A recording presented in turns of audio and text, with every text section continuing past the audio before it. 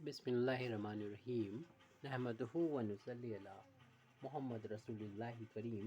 ये problem integral calculus के volume and surface of solid of revolution chapter से है। Find the volume of the solid generated by the revolution of the curve. ये curve का equation दे रखा है, parametric form में दे रखा है और वहाँ पर उसका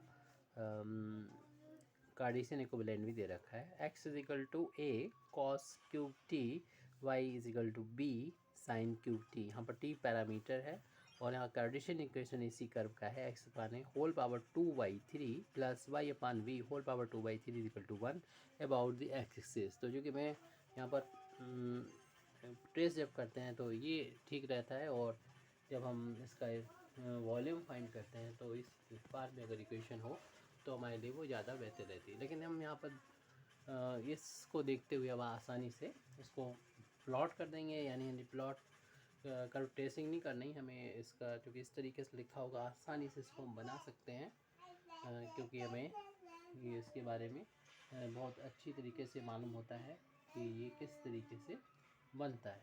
तो बहुत फेमस है। अगर कुछ कर्व ट्रेस करने में प्रॉब्लम हो तो पूछ सकते हैं, वो एक अलग प्रॉब्लम हो जाएगी। फिलहाल इसको हम यहाँ पर इसको 2D में इसको यहाँ पर प्लॉट कर देते हैं।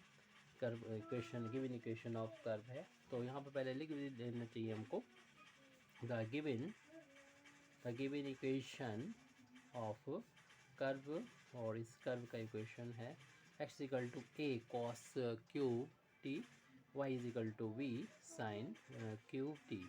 हम इसको इसी फार्म में यानी पैरामेट्रिक फार्म में ही इसको यहाँ पर लिख रहे हैं और इसी का यूज़ करेंगे। लेकिन यहाँ पर जो फिगर बनाया जाता है वो आपको मालूम है कार्टेशियन में ही बनाया जाएगा। ये एक्स एक्सिस है, यहाँ पर ये वाई एक्सिस है, और बस अगर एक ब्रांच बन जाती है इसकी इस तरीके से, इसमें डिस्टेंस अलग अलग ये हुआ करती हैं। मतलब ये ए है तो ये डिस्टेंस जो होती है वो ए के इक्वल होती है, और ये बी है यहाँ पर तो ये बी डिस्टेंस ये होगी। और ये हर एक एक्स एक्सिस के अबाउट भी सिमेट्रिकल होता है और वाई एक्सिस की अबाउट भी सिमेट्रिकल होता है। इस पॉइंट के जो कोऑर्डिनेट होते हैं वो a,0, ऐसे इस पॉइंट के कोऑर्डिनेट 0,b होता है। तो क्योंकि ये सिमेट्रिकल एक्सिस के अबाउट, तो जैसा ये ऊपर बनेगा वैसे ही इसको नीचे भी हम यहाँ पर बना देते हैं। और इस पॉइंट की कोऑर्डिनेट ऊपर ये डिस्टेंस b थी तो ये डिस्टेंस नीचे भी b होगी, लेकिन क्योंकि ये एक्सिस के नीचे की तरफ नाप रहे हैं तो माइनस का b लिखेंगे। और ये बाई एक्सिस के अबाउट भी सिमेट्रिकल है, तो जैसा इधर बना हुआ है वैसे इसको इस तरफ भी बना देंगे। ये a डिस्टेंस था तो यहाँ पर भी a डिस्टेंस पर आ जाएगी। ऐसे ही जैसे कर्व ये बना हुआ वैसे इसको बना देंगे। तो इस पॉइंट के जो कोऑर्डिनेट हैं वो -a,0 हो जाएंगे। ये डिस्टेंस, ये भी a डिस्टेंस, ये बी डिस्टेंस, और इसी के अकॉर्डिंग इसके पॉइंट हमने लिख दिए। आप एन पॉइंट के कोऑर्डिनेट डाल सकते हैं ए डैश, यूजली हम लोग इसको बी डैश से डिनोट करते हैं। अब ये बोला गया कि हमें एक्स एक्सिस के अबाउट जब इसको रिवॉल्व करेंगे तो क्योंकि ये सिमेट्रिकल है, वाई एक्सिस के अबाउट भी सिमेट्रिकल है, इसलिए जो पोर्शन हमारा एक्स एक्सिस के ऊपर का है, इतने पोर्शन को रिवॉल्व करने पर हमें जो भी सॉलिड बनेगा, सॉलिड ऐसा बनेगा ये जो है इस तरीके से उठा हुआ ही रहेगा बीच में, और ये किनारे पर ऐसे पतला सा हो जाएगा, 3D शेप में बनेगा। अब इसको यहाँ पर बना नहीं सकते, लेकिन आप समझ सकते हैं इस तरीके से ये जाएगा, बीच में उठा रहेगा, बीच में एक सर्कुलर टाइप का, और यहाँ पर इस तरीके से ये मिलेंगे, जैसे कि इस तरीके से। तो यहाँ पर कैसा ही हमारा वॉल्यूम मिले, हमें लिमिट से मतलब है, और इसका वॉल्यूम का जो फार्मूला है वो अप्लाई करेंगे। तो लिमिट क्या रहेगी, वो है कि ये एक्सिस के ऊपर ही हमें देखना है, इसको जब रिवॉल्व करेंगे हमें मिल जाएगा। उसमें भी हम लिमिट को और सिंपल बना सकते हैं यहाँ से, क्योंकि ये सिमेट्रिकल है बाई एक्सिस के, जैसा इधर है वैसा इधर है। तो जो वॉल्यूम ये होगा, जो यहाँ पर ये घूमेगा, इस तरीके से घूमेगा तो मिलेगा, वैसे ही ये वॉल्यूम इधर मिलेगा। हाँ, इसको आधा करके हम जरूर शो कर सकते हैं, जैसे अभी में प्रॉब्लम हो रही थी। जैसे इस पोर्शन को अगर शो करेंगे, यानी ये जब रिवॉल्व करेगा तो आपको मालूम है कि इस तरीके के एक सॉलिड मिलेगा, और ये सॉलिड जो है जो होगा ये ऐसे ही दूसरा वाला भी होगा। दोनों को अगर हम मिला देंगे तो आपको मालूम है कौन सा स्ट्रक्चर बनेगा। इन दोनों को ज्वाइन कर देंगे। इसलिए मतलब कि इस वाले वॉल्यूम, इस तरफ वाले का हम वॉल्यूम निकालेंगे, यानी इतने आर्क को जब यानी ये बी से लेके ए तक की आर्क को एक्सिस के अबाउट रिवॉल्व करा के 2 से मल्टीप्लाई कर देंगे तो दोनों को वॉल्यूम हमको मिल जाएगा। तो इसलिए हम रिक्वायर्ड वॉल्यूम लिख देते हैं जो एक्सिस के अबाउट रिवॉल्व करने पर मिलेगा। तो इसको लिखते हैं द रिक्वायर्ड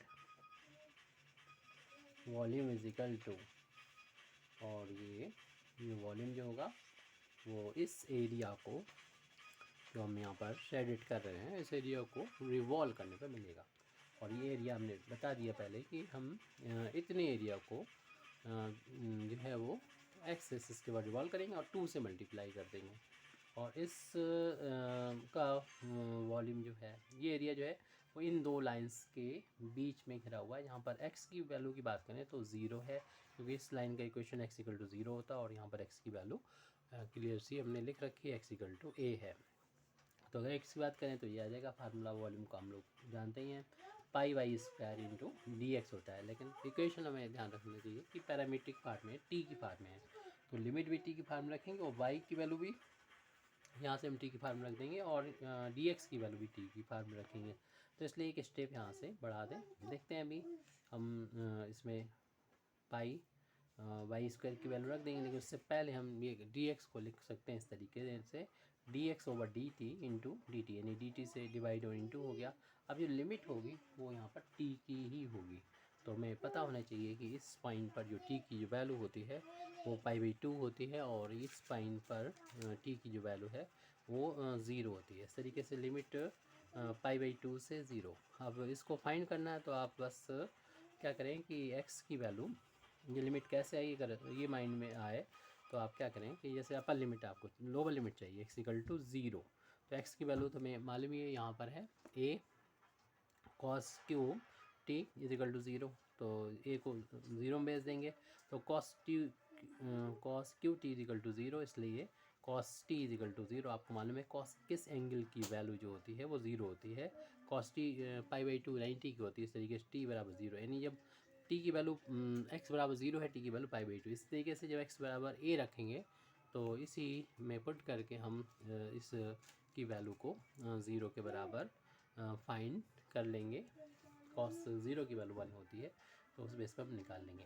अब dx ओवर dt की वैल्यू ही, ये वॉल्यूम चल रहा है और वॉल्यूम हमें फाइंड करना है, लेकिन हमें dx ओवर dt की वैल्यू नहीं मालूम है। x की वैल्यू तो ये है हमारे पास सामने, तो इससे dx ओवर dt निकाल सकते हैं, तो वो यहाँ पर पुट कर देंगे। फिलहाल अभी इसको डिस्कनेक्ट यहाँ पर कर देते हैं और dx ओवर dt की वैल्यू को फाइंड कर लेते हैं। d ओवर dt, यहाँ पर x की जो वैल्यू है वो a cos क्यूब t है, a इंटू में है, कांस्टेंट है, तो a को तो बाहर ले लेंगे और इसको जब डिफ्रेंशिएट करेंगे तो पावर जो होगी 3 वो आगे जाएगी, और जितनी भी पावर है उससे कम हो जाएगा, यानी cos स्क्वायर t हो जाएगा, और cos का डिफ्रेंशिएशन माइनस का साइन t होता है। तो माइनस को यहाँ पर हम शुरू में लिख लेंगे और फिर 3 को भी शुरू में लिख देंगे, यानी -3a cos square t sine t, ये वैल्यू हम यहाँ पर पुट कर देंगे। सारी वैल्यू पुट करेंगे, बाई की वैल्यू भी और टी की लिमिट लिखी हुई है, तो वॉल्यूम रिक्वायर्ड वॉल्यूम भी जो चल रहा था वो हम यहाँ पर अब अगली स्टेप में नोट कर लेते हैं। पीछे आप देख लीजिएगा v इज इक्वल टू कितना है, v इज इक्वल टू यहाँ पर सबसे पहले जो 2 इंटू में है उसको हम लिख लिया, और पाई जो इंटीग्रेशन में था उसे इंटीग्रेशन से हमने बाहर भी ले लिया है, और यहाँ पर लिमिट t की π/2 से 0 तक थी। फिर उसके बाद यहाँ पर पाई के बाद y स्क्वायर था, तो y की वैल्यू चूँकि हमको दे रखी है b साइन क्यूब t, तो y स्क्वायर था और इंटू dx ओवर dt था, देखिएगा तो dx ओवर dt की वैल्यू हमने अभी फाइंड की है, जो कि माइनस का 3a और cos square t into sine t था और dt, तो यहाँ पर शुरू में था ही, देख लीजिएगा। देखिए माइनस से हम लिमिट को इंटरचेंज कर सकते हैं, क्योंकि आप जानते हैं कि डेफिनेट इंटीग्रल की जो प्रॉपर्टी होती है कि ये माइनस होता है, लिमिट चेंज करने माइनस आ जाता है तो ये माइनस माइनस प्लस हो जाएगा, ऐसा कह सकते हैं। तो लिमिट इंटरचेंज हो जाएगी माइनस से, यानी 0 से π/2 हो जाएगी। कुछ होल अब स्क्वायर ओपन करेंगे तो b का स्क्वायर हो जाएगा, और यहाँ साइन की पावर हो जाएगी 60, और माइनस से हमने इंक्लूड कर लिया वहाँ पर, और 3 into a into cos square T into sine T into D T. बाकी टर्म को एज इट लिख दिया है। कुछ कांस्टेंट है, इनको हम बाहर लिख लेंगे। v इजिकल टू 2 पाई, यहाँ पर 3a कांस्टेंट है और v स्क्वायर ये हमने बाहर ले लिया है। तो 0 to π/2 साइन की पावर ये 6 और ये 1 ऐड होके 7 टी हो जाएगी, मल्टीप्लाई हो रहा है, पावर ऐड हो जाएगी। और यहाँ पर cos square T D T है, ये दोनों को इन दोनों को मल्टीप्लाई कर लिया जाएगा तो 6 हो जाएगा। 2 इंटू 3 6 हो गया पाई, और a b की पावर 2। अब यहाँ पर एक फार्मूले का यूज़ कर लेंगे। इस फार्मूले को हम अभी लिख देते हैं पहले यहाँ पर नीचे कि लिमिट 0 से π/2 होना इसके साथ है, और साइन और कॉस ही हो और पावर इसमें पॉजिटिव इंटीजर हो। ये साइन के बाद m थीटा हो और कॉस की पावर n थीटा हो डी थीटा। तो इसके लिए फार्मूला होता है, आपको मालूम है थीटा वेरिएबल पर कोई इफेक्ट नहीं पड़ता, वेरिएबल t हो थीटा हो लिमिट हो वही फंक्शन हो तो डेफिनेटली इंटीग्रल की वैल्यू सेम होती है। तो फार्मूला यहाँ पर लिखना है। फार्मूले में ये होता है जो साइन की पावर हो उसमें आप 1 ऐड करके 2 से डिवाइड करें, ऐसे ही कॉस की पावर के साथ में भी होगा। 1 में 2 आएगा और फिर गामा आएगा यहाँ पर m + n + 2/2। तो इस फार्मूले का हम यहाँ पर यूज़ करेंगे। तो इस फार्मूले का यहाँ पर यूज जब करेंगे तो ये गामा फंक्शन में कन्वर्ट हो जाएगा, यानी 7 + 1/2 हो जाएगा, और यहाँ पर 2 + 1/2 हो जाएगा। अपान में 2 और 7 + 2 + 2/2, यानी इस फार्मूले का यूज़ कर लिया। इसमें कन्फ्यूज़न हो तो आप पूछ सकते हैं। तो v की वैल्यू यहाँ पर आई है, v is equal to 6 pi ab² upon ये 2 था ये वाला वो लिख दिया हमने, और गामा ये 8/2 हो जाएगा, जो कि हम लिख सकते हैं गामा 4 लिख सकते हैं 8/2 को, और ये 3/2 हो जाएगा, वो एज इट लिख दिया।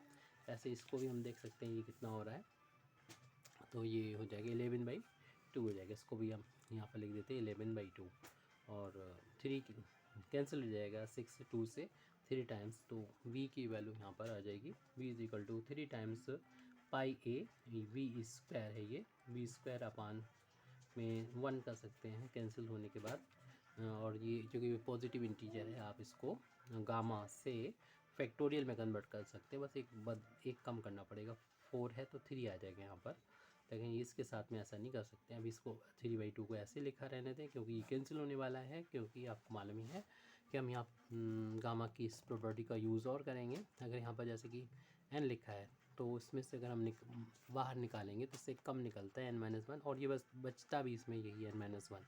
तो ऐसे यहाँ पर 11/2 से अगर एक कम करते हैं तो सॉल्व करेंगे एलसीएम लेके, 11 - 2 यानी 9/2 हो जाएगा, यानी न्यूमरेटर्स में से 2 कम हो गए जब एक बार अपने बाहर लिया। ऐसा हम कई बार करेंगे जब तक कि ये 3/2 नहीं आ जाता। तो इसमें 11/2 में जब इस फार्मूले को हम अप्लाई करेंगे, एक बार करेंगे तो आएगा इससे कम बचेगा, यानी 9/2, और 9/2 ही बचेगा, और 9/2 को में से भी अगर बाहर निकालेंगे तो इससे कम 7/2 आएगा।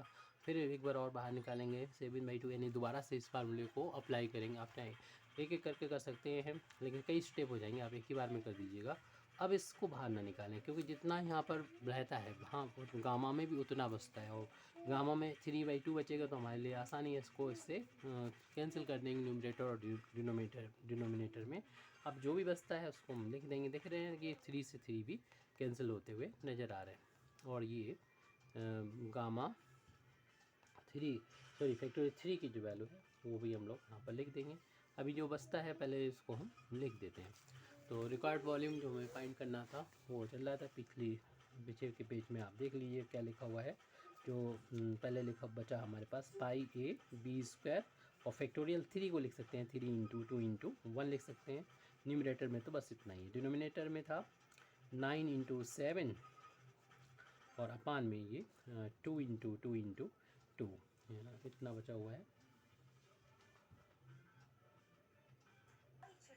यहाँ पर देखिए एक फैक्टर जो है वो कम हो गया। आपको मालूम है 7/2 में से जब 1 माइनस करेंगे कितना बचेगा, आपको गलती देख ली होगी।